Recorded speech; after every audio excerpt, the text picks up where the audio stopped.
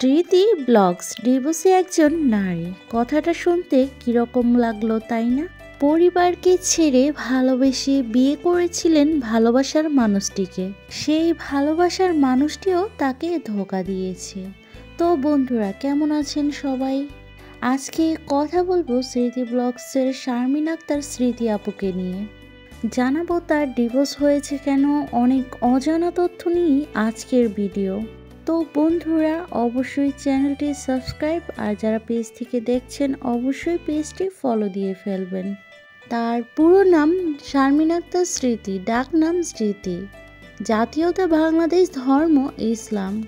জন্ম তারিখ 15 জানুয়ারি 2004 সাল। তার বর্তমান ঠিকানা রাজশাহী এবং তার জন্মস্থানও রাজশাহীতেই। শিক্ষাগত যোগ্যতা বলতে তিনি এসএসসি পাস।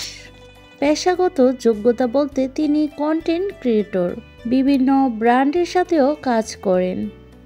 রিলেশনশিপ, তিনি বর্তমানে ম্যারিড, তবে তার 2টা বিয়ে হয়েছে। প্রথম স্বামীর সাথে তিনি ভালোবেসে বিয়ে করেন, ভালোবেসেই ফ্যামিলিকে ছেড়ে প্রথম স্বামীকে বিয়ে করেন, তবে সেই বিয়ে বেশি দিন টিকে না।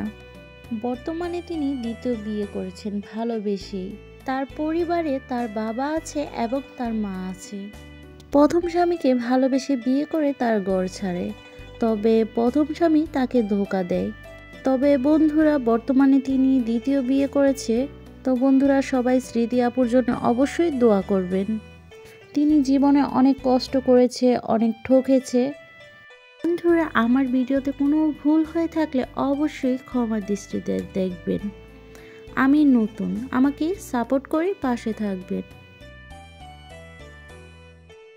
তো বন্ধুরা, আল্লাহ হাফেজ।